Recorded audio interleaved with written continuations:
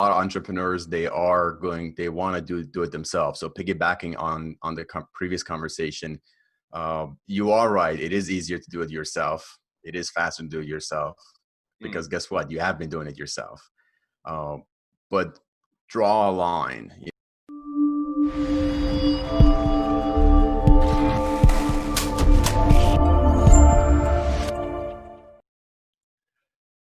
Hey everyone, this is Devin Miller here with another episode of the Inventive Journey, and I'm your host, Devin Miller, the serial entrepreneur that's done several 7 to 8 figure startups and also runs his own patent and trademark law firm, Miller IP Law, where he helps startups and small businesses with their patents and trademarks.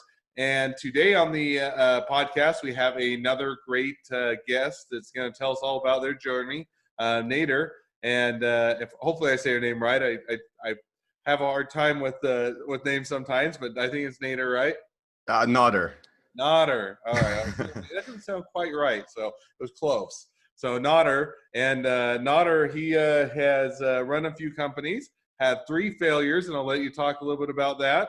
And now is on to a hopefully much more successful company. And so, welcome to the podcast. Thanks for having me. Pleasure to be here. So I gave it just a very brief introduction, but maybe if you want to share with everybody a little bit more about your journey and the 3 failures, the ones that made money, the ones that didn't, and what led you up to what you're doing today. For sure. It just I'll take you back to exactly yesterday. We did our 3rd launch. So same person, same idea, trying to put the right package together. So it took 3 launches, and I think I finally have it right. Okay. So now with yesterday, let's go back in time just a little bit farther. So what brought, taking a couple steps back from that, where were you at before this? What brought you up to where you're at today? For sure. I got into college back in 2003, Hmm. graduated in 07. So I had a little bit of a rough start since I graduated right into the recession. I graduated in December 2007. So the recession was already announced in November. So I graduated, was right in the first month of the last recession. So I had a tough journey, but uh, all it took for me was about 3 years to find my feet within the corporate path, to change industries, began in telecommunications, moved on to IT and sales. And I just knew that neither of them was the right choice for me. That's where I really began to reach out and learn from other entrepreneurs, start building a network, and I started connecting with a lot of recruiters. So I was pretty interested in what recruiters do, and I just wanted them to help me find the right path for me. And believe it or not, they decided to hire me. So they yeah, I don't know what led to that, but there must have been some sort of value they saw in what I had to offer. They offered me an opportunity to work as a recruiter, and that took my entire life in a different direction. So what made you, when you started out, so you graduated from college, other than maybe the COVID era or Great Depression era, certainly top 3 as far as worst times to graduate, as far as for finding a job. You found some jobs, but you said they weren't the right fit for you. So what made them not the right fit, or what made you decide to kind of switch directions or paths? Yeah, quite frankly, like I went to school for engineering. So when I graduated in 2007 with a bachelor's degree in electronics engineering, and I specialized in software and robotics programming, Hmm. that was hot. Today is hot too, but like we're talking about 13 years ago. So being a robotics software engineer, it was even hotter back then than it was today. So Hmm. I had this whole plan ahead of me. I had all these promises of, graduating, starting making, at least $30 an hour. Hmm. Well, guess what? My first starting salary was $15.90. So almost half, not quite half of what I was promised, but almost half. Huh. So that was tough. So I had to tough it out through just, it was tough on my wallet, but just on your mental health, Hmm. which is ultimately today which is our primary focus. But it was tough for me on my mental health. So, all those dreams crashed. I couldn't do what I wanted to do. 3 years later, when I got into recruiting, when I approached that recruiting company, I wanted the job from them. I wanted to go back to becoming ultimately a robotic software engineer. But Hmm. I learned the hard truth and realized that after many years, after 3 years at that point, I'd forgotten so many things. especially when it comes to coding, programming.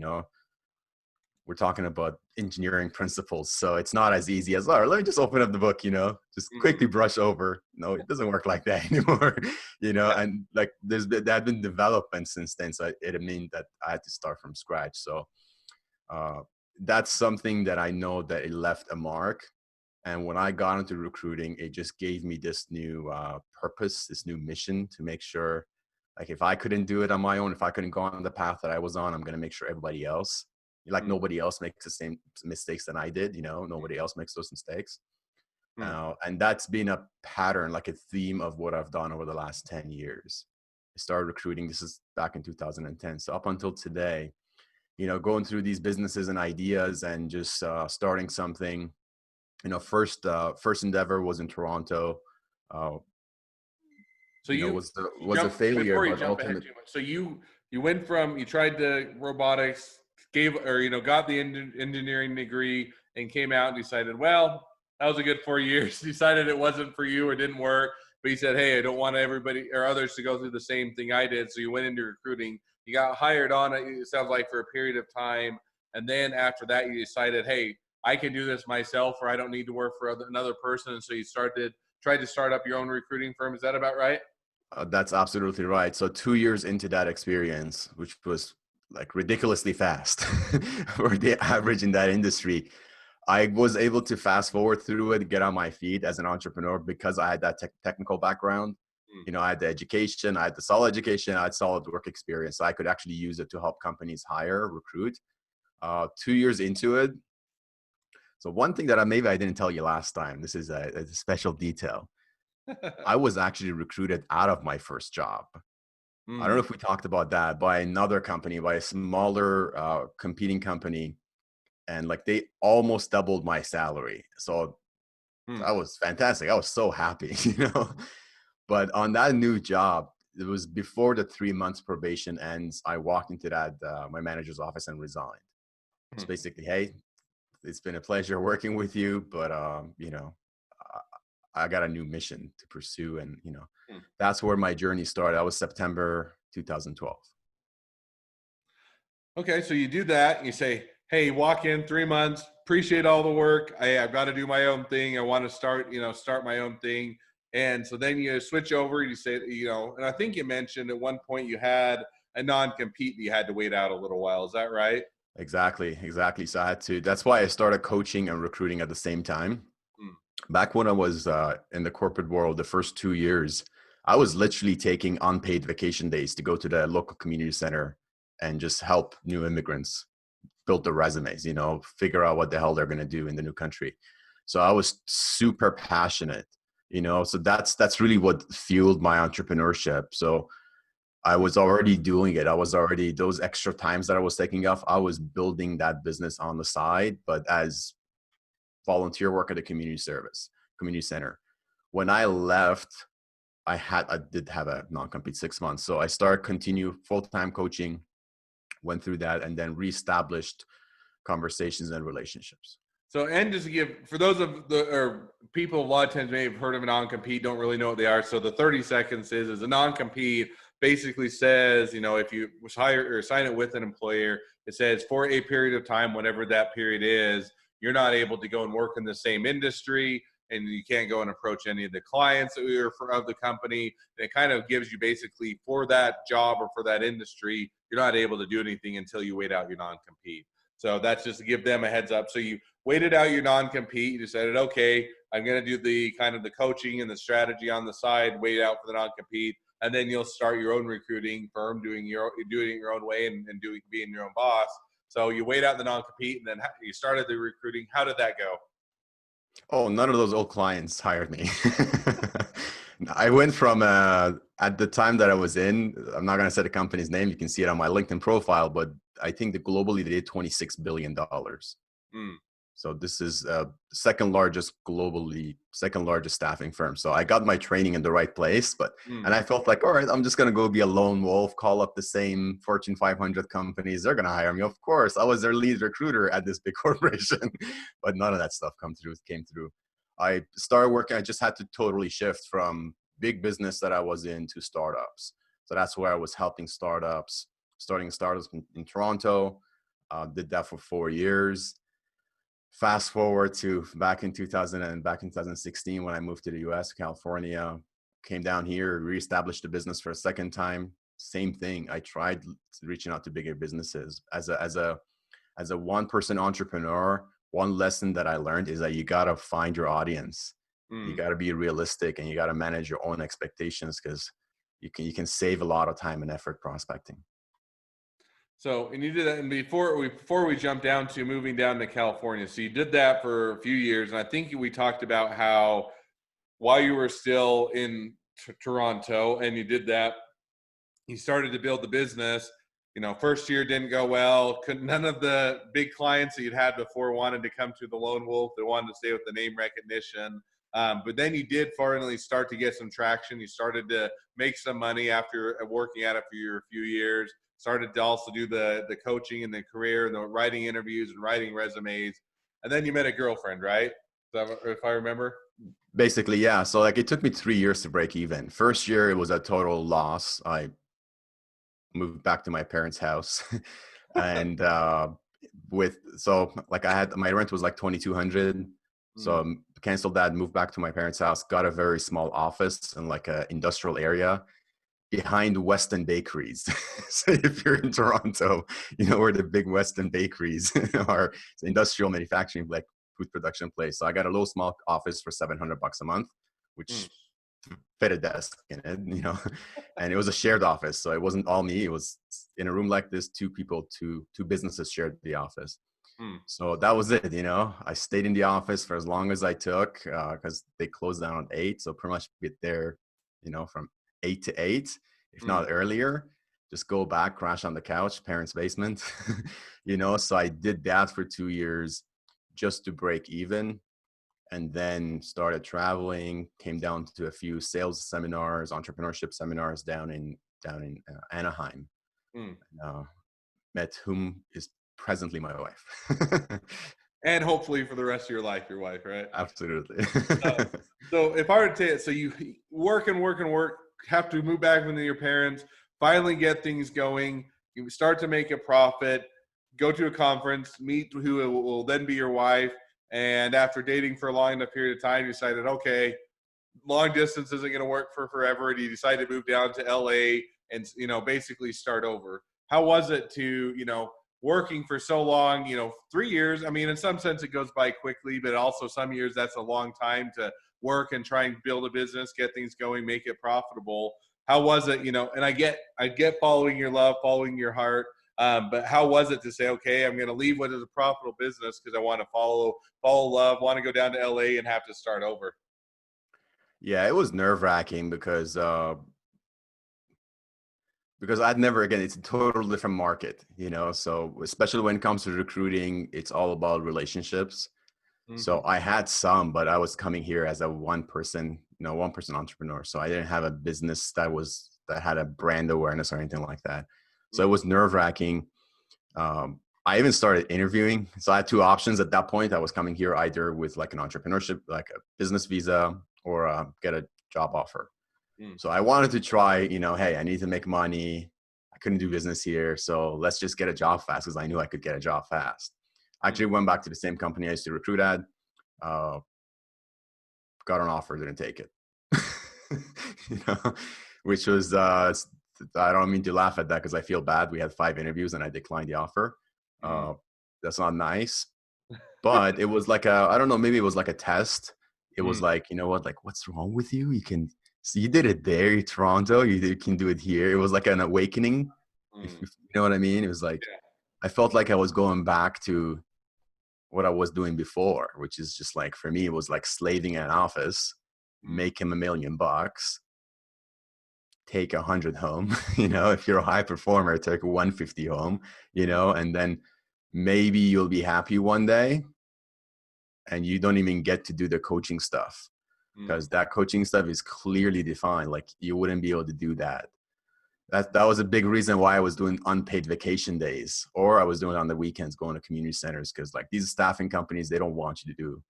It's not a total conflict of interest. Like, you're the lawyer, you tell me, but like, I made sure, I'm not doing something wrong, but what I felt like I was doing at the time is helping people grow.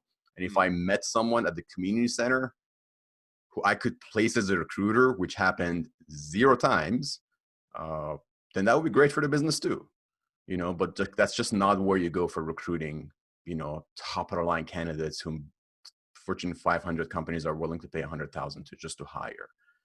So I saw it as a non-compete, there's a no conflict of interest. But it's interesting. Sometimes you have to color outside the lines a little bit or take risks.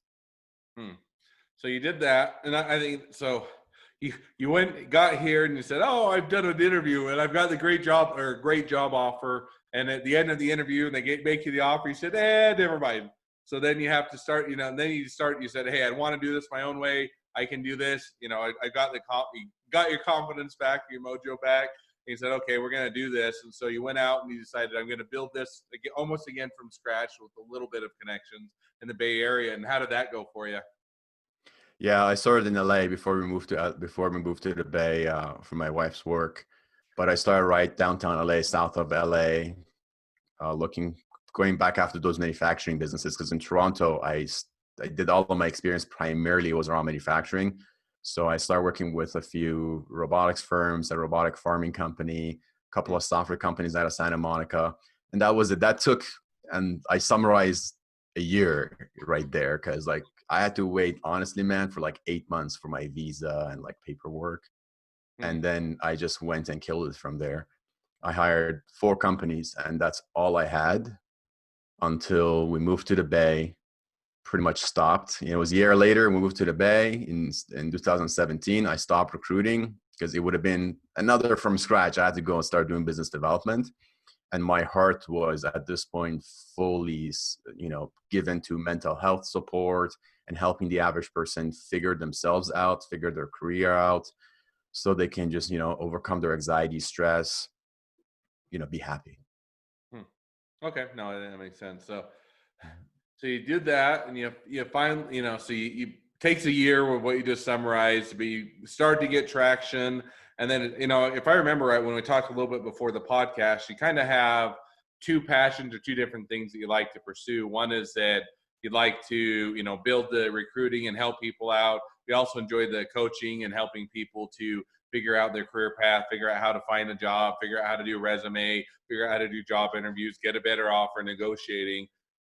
And I think you mentioned you almost ended up taking more of that path to where you left the recruiting more, or you're at least less focused on it to go more for the coaching. Is that about right? No, that's right. 2018, I made about 80 grand less. I remember because it's a big hit to your pocket. When you start making good money, you're like, okay, but I'm going to make this business decision. I'm going to close this line of business, this revenue, I'm just going to let go of my clients. It was only 4, but that pretty much means if you have a terrible year, you make 100 grand from those. If you have a good year, make 250, 300. That's nice. That absolutely pays everything. I don't have a problem. Yeah. But so it wasn't a year like that, but I could have made it something like that in 2-3 years, but it wasn't. So the year following to that, I just stopped the recruiting, took a big hit because I estimated one placement per 4 businesses. That's 20 grand each. That's 80K. So to be fair, so I said, okay, well, I lost some money there. How can I get it back? I just need to scale up and really grow my coaching business. So one question on that, because I like to read. If I ever have time, which I usually don't, to read business books, and you get into that, and you look at reading the business books, and backing up. So if I ever have a time to read a book, it's a business book. My wife always laughs because I always do work. Do startups. I do work with small businesses, and it's like, well, how is reading a book about the exact thing what you do day to day a fun thing to do? And that's. But anyway, that aside, one of the books I like to read, or I have or read recently, was on Netflix. And so Netflix, if you remember, they started out. Now everybody knows streaming service, right? And they still have their DVD service. But when they started out, it was much more of a store where you could either go and buy a DVD, and they had the largest at that time. DVDs were brand new, so there's only 1,000 or 2,000 out there. So they had almost every DVD on the market, and they also then they kind of had a split business market or business thing of, hey, we can either do the selling of the DVDs, which is where they're making most of their money at the time, but they also had Amazon up and coming, or they can move over to more of the DVDs by mail, and then they had later pivoted to or built into that streaming. But they had that kind of that critical junction of most of our money is coming from DVD sales, and yet we see the future of either where we want to go and where we need to be is, you know, the mailing the DVDs by mail, and that's what we need to figure out. So they left, basically for pennies on the dollar, left the selling the DVD market to focus on the mail. So, you know, that one's always an interesting, and sometimes it's a hard one because you're saying, hey, I'm making good money. We're, you know, this is the core of the business. How do we switch over? So when you made that switch over and you decide, okay, I'm going to focus much more on the coaching, on helping people negotiate, write resumes, do everything that they need to do to land the best job they can. How did that, and so you made that transition? Did it go well? Did it not go well? And you touched on a little bit, but you know, how did that, making that, first of all, how did you arrive at that decision that you're going to make that switch? And then how did it go after that? Yeah, for sure. It wasn't all feeling, and it wasn't all emotion. It was definitely, let's just give it 50% emotion and heart and passion. But the other 50% that forced my hand was, software and AI has been taking over recruiting for a very long time. And for me, very long time is like 5 years is a very long time in tech, right? So I noticed the changes right away with a company called HireVue. So they're amazing, So the AI interviewing and video interviewing, where even AI assesses your video. So it's fully robotics interviewing. And If you side will. note, interesting. Previous one of the firms I work with, I actually did some of their patent work, so I'm actually fairly familiar with I love Hire. HireVue. And they're located out here in Utah, and I've done some of their patent work previously. That So is so it's an cool, man. So interesting like, small connection. see things like that, small world, things like that. I was like, oh my God, like the staffing industry is in business, Mm, you know?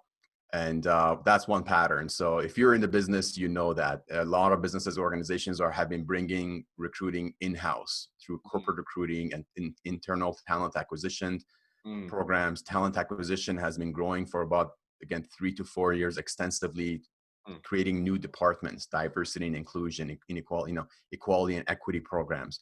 Uh, there are so many extensions to HR right now, and they're all coming in-house. Uh, that's what I saw. I saw the staffing industry, the third-party recruiting industry, being in a lot of problem, in a lot of trouble. And fast forward to COVID-19, one of the among the top three biggest hit industries is the staffing industry. You know, a lot of people that I know, I have obviously big network within recruiters. A lot of them have been unhappy, to say the least. mm.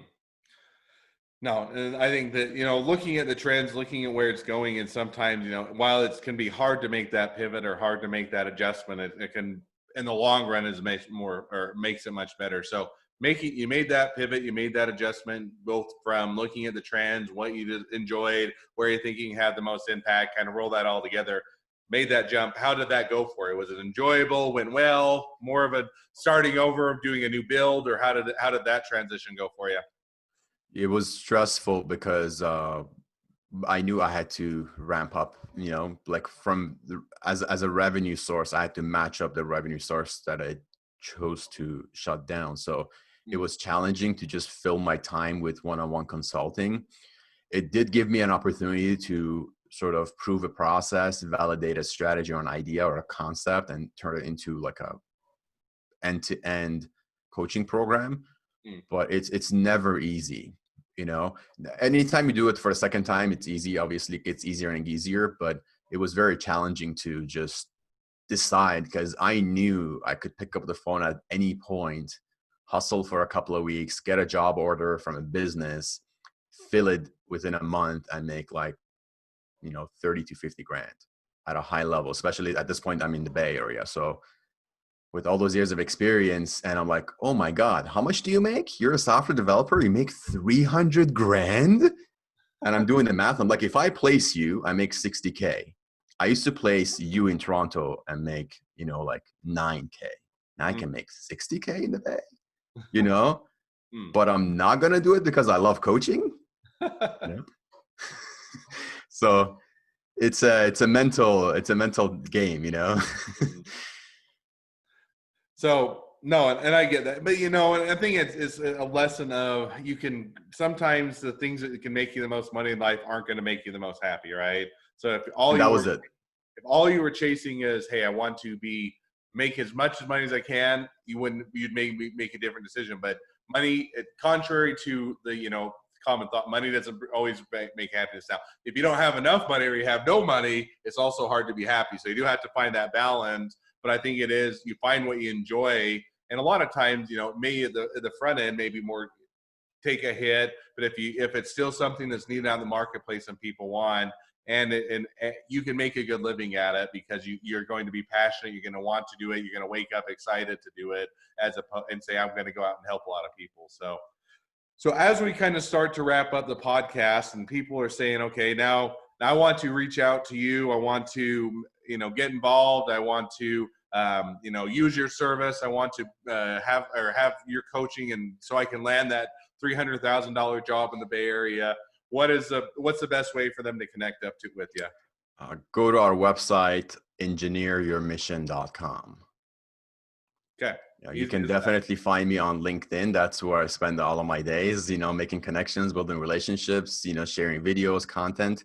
But on our website, engineeryourmission.com, you'll have access to more information.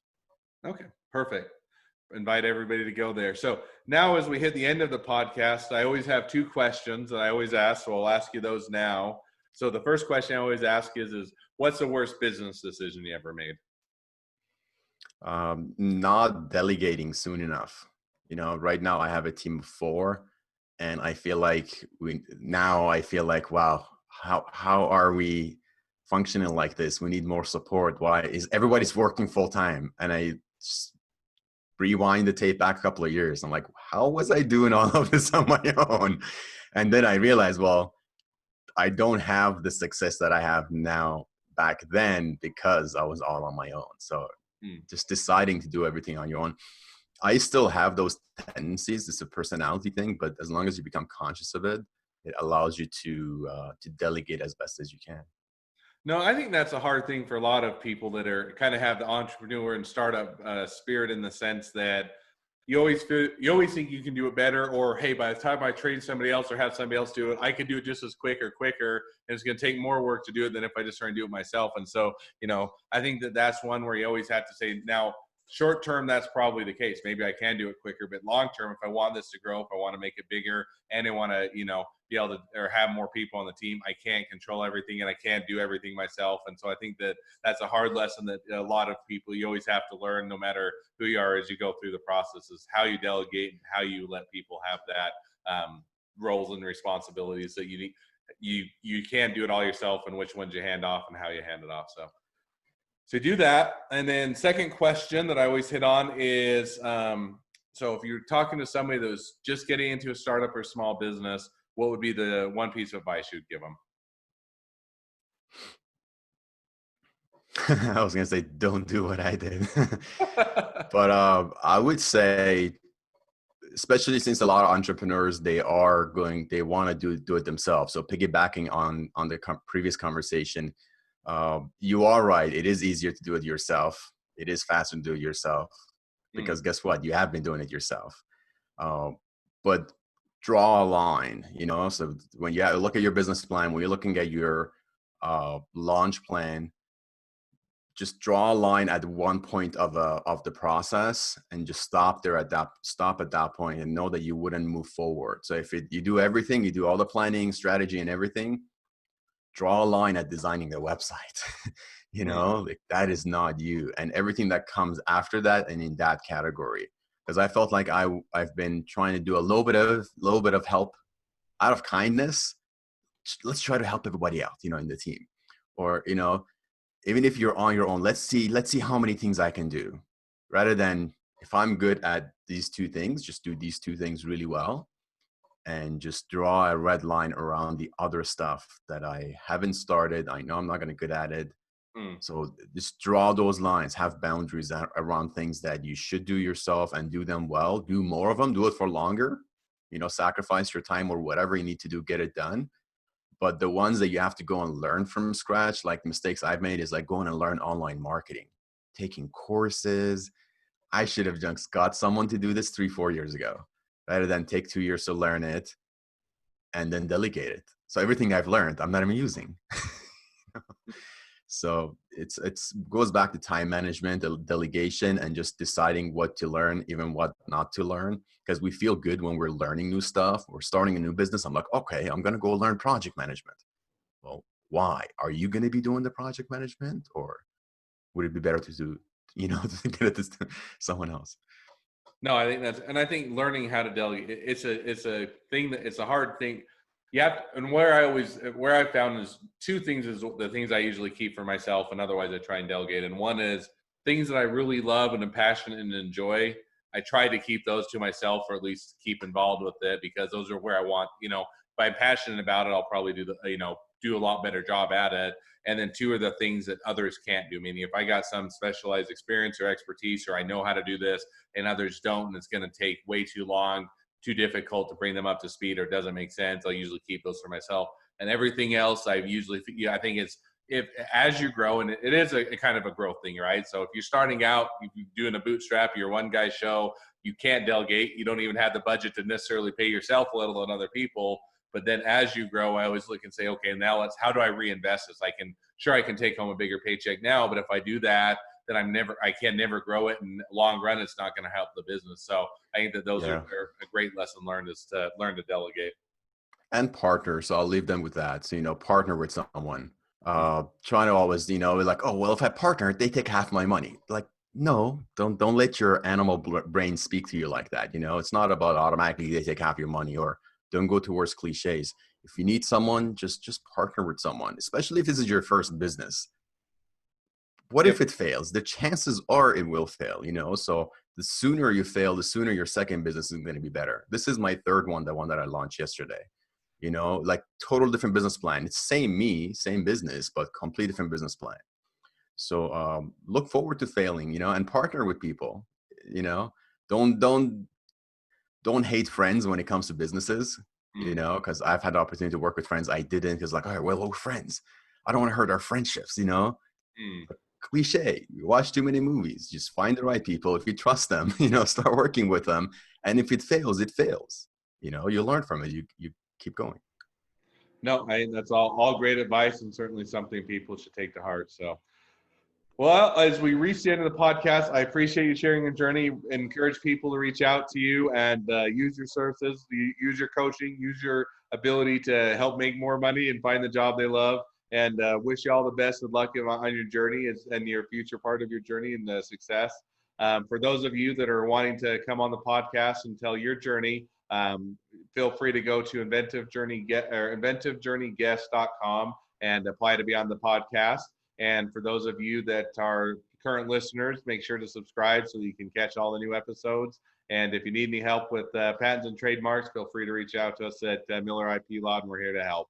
Thank you again for coming on the podcast. It has been a pleasure. It's been fun to have you on, and wish you the next part of your journey the best. Thank you. I appreciate it.